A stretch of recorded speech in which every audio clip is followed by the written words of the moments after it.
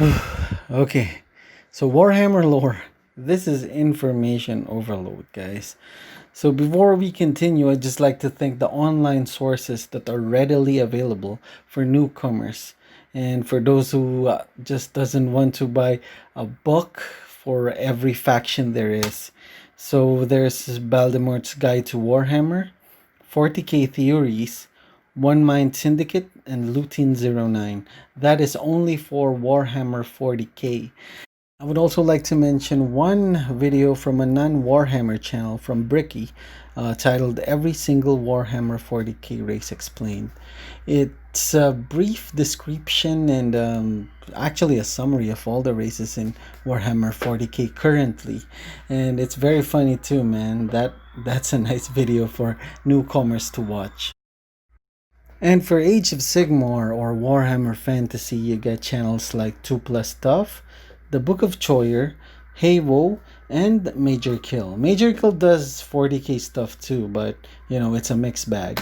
And of course, the sites that you can visit if you want to get more information or to read some of the lore that's not discussed by some of the channels, you can go to Warhammer Wiki, Warhammer 40k Wiki, Age of Sigmar Wiki, and 1D4chan. All of the links are below for all of these channels and all of the sites that you can visit freely. So yeah, let's get it started. So just a tip for the newcomer: if you want to know the lore or you were getting started of knowing the universe of Warhammer, I suggest that you just pick a faction. Just pick one faction or two, the one that looks cool to you, you want to play as, or you want to paint. Then that's the time that you read into their lore, because this universe is vast, and I mean, wow. I can't really explain how big this universe is, but let's just say that I thought that the Lord of the Rings universe and the Game of Thrones universe was too big for a lot of people to handle, but this one is just nasty, man. I mean, come on. Yeah, well, it's been here since 1987, so, and it just keeps on growing since then, but man, this is truly a different type of beast. So, okay, before we continue, these are my top 5 factions or races in Warhammer, and this also includes Warhammer Age of Sigmar and Warhammer 40k. Now, there's a lot of races and factions, and all of them are cool in their own right. But these 5 factions are based on my personal interests, and it's not based on how they play on the tabletop. I just like the lore, I like the background, the story, and of course, the models are awesome to look at. And for the record, I could make a top 10 or top 30 when it comes to the races, but I want to whittle them down to top 5 and just make it realistic so I won't break the bank. So before we continue with my top 5 Warhammer races, I would just like to add this 2 additional factions that didn't quite make it to the top 5, but I would still consider it if it all works out. Okay, so let's do this. The Seraphine, the Black Dragon of the Witch King Malekith. Oh, not that Seraphine? Oh, okay, I mean this Seraphine that used to be called Lizardmen. They're dinosaur people riding dinosaurs. What's not to like? And they're also the oldest race known to ever exist in the Warhammer universe. They are a faction in Warhammer Age of Sigmar, but I believe that they were the ones that were at war with the Necrons in Warhammer 40k that were wiped out by them, unfortunately. And just by looking at those models, man, you can see those toads on those awesome thrones, a Bastiladon, a dinosaur Ankylosaurus with a gem on top, and you got this Saurus warriors and on a Carnosaur. Just looking at them makes me think that if dinosaurs weren't wiped out, maybe we'd look like this, like dinosaur people. And just to add to their awesomeness, I believe that they're good guys. They've been battling chaos for centuries now, being the oldest race or faction in the Warhammer universe. And I'm just going to share a quote from my boy, Venerable Lord Croak, Aslan Starmaster. Who's quad? Teach us sword. Garula. Hai quasoras. Ritak usor. The Imperial Guard, or Astra Militarum. The Common Man. Now this faction has a lot of nice tanks and different types of regiments. You got Catachan Jungle Fighters, Death Course of Krieg, and Armageddon Steel Legion, and a lot more. This is also where I realized that the Warhammer universe is so vast because you have factions like this with different types of regiments. Take, for example, the Space Marines. They're Space Marines, but they have a lot of chapters. Okay, so let's continue. Your Imperial Guards. So they're your Colonial Space Marines, your Starship Troopers, your Terran Marines.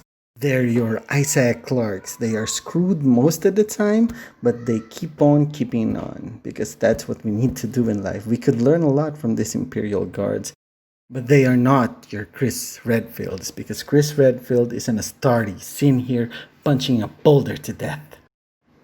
Now with that, I'm going to leave you with a quote from a random Imperial Guard that we can all relate to. Holy! You look at the size of them!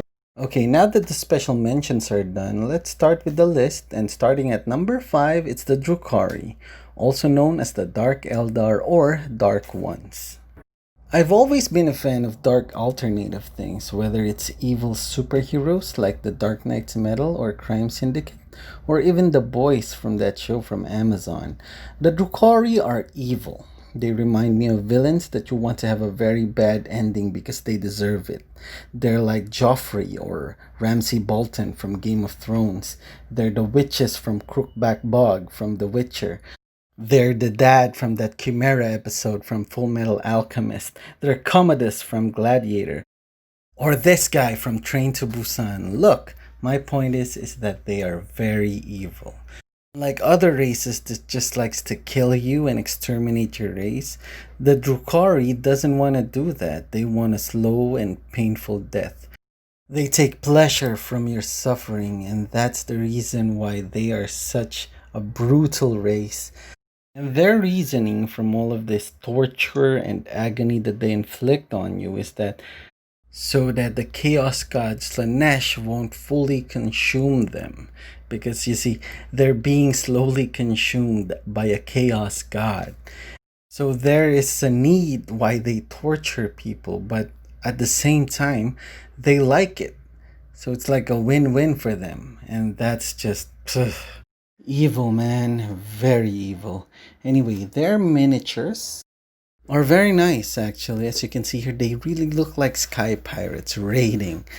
Even their most basic unit, the Kabbalite warriors, looks 10 times more awesome than their clean-cut kin.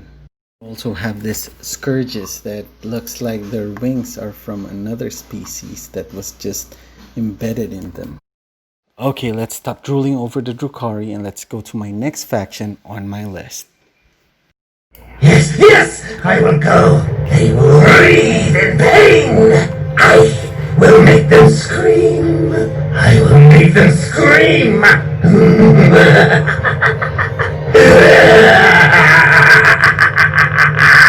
Beg for mercy! My playthings break so easily! Get away! I need silence! You! Assist me in my experiments. Number 4 on my list is the Free Cities of Sigmar, or the Azerites as they are called. This army has a ton of units. You got elves, dwarves, and humans. They are consisted of the refugees from the old world. See, before Age of Sigmar, there was something called Warhammer Fantasy. Before the Chaos Gods plunged the whole world into the end times, there were these races called the Wood Elves, Dark Elves, High Elves, the Empire, Britonia, and the Dwarves. And all of these races are now in the Free Cities of Sigmar. They were the survivors from that age. The reason why this faction drew me in is because the setting is so familiar. It's a common theme of fantasy-related media that really fits into the Warhammer universe. Whether it's desperation, pure camaraderie, or by oath like Gotrek and Felix, which is by the way the best duo in Warhammer Fantasy, book by William King, you should look it up. There's just something incredible in seeing these different types of races under one banner. And just look at their models, man. It's so diverse. You got gunners, swordsmen, spearmen, you got wizards, you got archers, you got steam tanks, and you got hydras too, and phoenix lords. I would really recommend this to newcomers, like people who want the most flexible army in Age of Sigmar. Just get Free Cities of Sigmar. Their lore is awesome too, man, because they are refugees from the old world. And the reason why Chaos was able to do the end times thing is because they were divided. I mean, at the end, they were kinda united, but it was already too late. So now they want to reclaim what was rightfully theirs and everything that was lost during the end times. You're the king? Well, I didn't vote for you. For number 3, I'm gonna go with Tau Empire, the Blue Boys of Space, or the Weeaboos of Space as some may call them. Contrary to the Drukari, I feel like they're the good guys of the bleak future, which is Warhammer 40k. They're recruiting different races under the goal of the greater good. There are also records that there are humans that willingly join their cause, called the Gwevasa, or Human Helper. They are also a small faction compared to the colossal territories of the other factions like the Empire. But that's what adds to their charm. Who doesn't like a good underdog story? And their models are absolutely gorgeous. Just look at the battle suits. Even the simplest unit called the Far Warriors are awesome as well.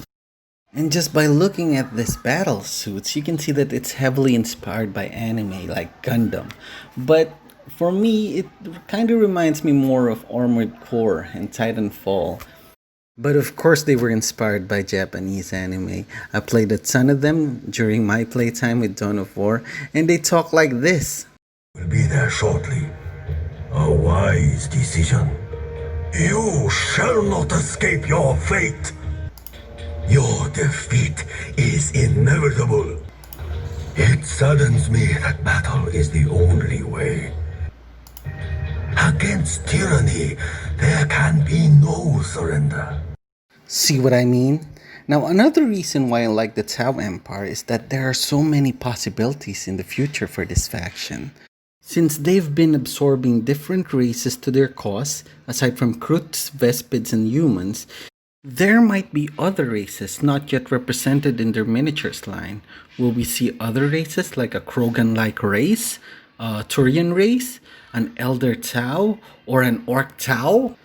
Okay, that last one was silly.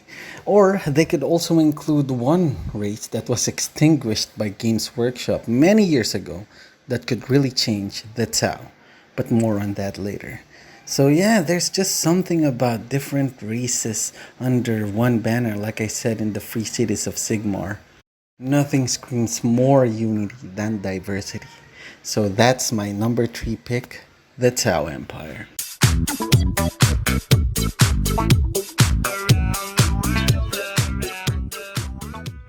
For my number 2 faction, it will be the Harlequins, the keeper of the Black Library and the servants of the laughing god Kegarak. They are elite soldiers of the Eldar, and they are what Space Marines is to the Imperial Guard. They are a very mysterious faction, and it's also a mystery why Games Workshop doesn't have a start collecting set for them. Seriously, GW, please make one. The Harlequins are relatively new compared to the other factions in Warhammer 40k. I also like the background or the lore of the Harlequins, where they treat every battle as if it was a performance, where every member of their troop has a part to play so they can achieve victory. This faction's mysterious nature and their love for theatrics actually reminds me of Hisoka from Hunter x Hunter, Gunter Odim from The Witcher 3, the Faceless Men from Game of Thrones, Jack Sparrow, The Undertaker, and of course, the Joker himself, which by the way was also labeled the God of Laughter during the Dark Side War series. So yes, in short, this faction reminds me of obscenely powerful beings with distinctive traits and characteristics. And that's the theatrics of it. That's the reason why you remember them. Even though this faction is a mysterious one, their ultimate goal is not a mystery. They want to save and restore the Eldar race. But there are some cases that whole systems that are inhabited by different species have been spared by demonic incursions thanks to the Harlequins. Now, for their miniatures, it's not a lot. There's one Harlequin trope, a Death Jester, Solitaire. Their vehicles, like the Sky Weaver and Star Weaver, are comparable to those of the Eldar and the Drukari. Hopefully, in the future, we get more models for the Harlequins. But yeah, that's my number 2, the Harlequins. I come to dance the dance of death. And now for my number 1 pick. Nobody guessed this, and I mean nobody. It's gonna be the Squats. This Warhammer costs 40k! Okay, I know they're not technically a faction right now, and the only Squats that they have is in Necromunda, and it's in Forge World 2, and they only have 2 models for it. I really hope that Games Workshop really reintroduced this faction to Warhammer 40k. I mean, come on, Games Workshop, Space Dwarves. And yes, I am aware that they've been teasing the Squat's return for quite some time now. I mean, I just found this recent screenshot here, and it's from Games Workshop as well. But it could mean anything. It could mean a squad of crab people, for all I know. The lore of the Squats are comparable to the lore of the Dwarves in Lord of the Rings. I mean, they've been trading with these different races, then suddenly they were attacked by a powerful dragon named Smog, but for the Squats, it was the Orcs that attacked them. And the similarities doesn't end there. For the Squats, they sought help from the Eldar, while the Dwarves from Lord of the Rings sought help from the Elves. But guess what? Just like in Lord of the Rings, the Eldar didn't help the Squats too. That's why there's deep animosity and grudge toward the Eldar from the Squats. There's not a ton of lore regarding them right now, but one thing is prominent, that their homeworlds, or mining worlds as they call it, were wiped out by the Tyranids. And the surviving Squats actually joined the Imperium of Man so they can take revenge over the Tyranids. But as of right now, there is no representations of Squats in the armies of the Imperium. And please, don't tell me that the Ratlings are Squats. They are not. They're Halflings. And if you don't know the difference of halflings and dwarves, then you haven't watched The Hobbit yet. It's still very unclear where this tease from Games Workshop will result to. Will we finally get a full space dwarven army? Hell, I'll be satisfied if they incorporate the Squats to the Tau army instead. Come on, Games Workshop, give me my space dwarves. Anyway, this list is called the top 5 Warhammer factions list that I want to start with. So, I need to put a faction that actually exists. So this is my actual number 1 pick for now, while the Squats are not yet available. Number 1, the Caradron Overlords. I've got the beast in my sights! You know why I picked this faction. It's because they look like space dwarves. But that's not the only reason why. It's because their lore and their models look awesome. Remember when I said that the free cities of Sigmar had dwarves that were refugees of the old world? Well, these dwarves were refugees of the old world as well, but they didn't have the chance to escape with their dwarven kin, the elves and the humans. They took to the skies to survive the onslaught of chaos. The concept of Caradron Overlords is very unique. Dwarves has always been presented as a very strong-willed fighter, but they're also innovators and builders as well. Examples of these are in Skyrim. The Dwemer ruins are very technologically advanced, that even after they've been long gone, the mechanics and the traps still function, and the dwarven automatons like the centurions, the spheres, and the spiders still guard the place. In Lord of the Rings, they managed to construct these fortresses with intricate secret entrances, like the ones in Moria and Erebor. Yeah, they were wiped out, but still technologically advanced. In Warcraft, the Dwarves have constructed something called the Great Forge, where a ton of ingenious weapons and creations have been made. In Snow White, the Dwarves, was able to make a nice house in the middle of nowhere. Heck, in Warhammer alone, they maximize the use of gunpowder and they have helicopters in a medieval fantasy setting. That's crazy advanced. So yes, I am a big fan of dwarves, and the Caradron overlords just took that to another level. See, they survived the old world using their own inventions, the airships that shut down the flying demons of Chinch during the end times. They're also businessmen that will maximize their gain in every deal without cheating their trade partners. Just a well-written contract. They recognize reputation rather than noble lineage. There's a lot more to like about them, but yes, my number one pick for now is the Caradron Overlords. So for my next video, I'll be learning how to paint them. I'll be watching tutorials, I'll be buying materials, and just dive in. So see you on the next one, and remember, kill them with kindness.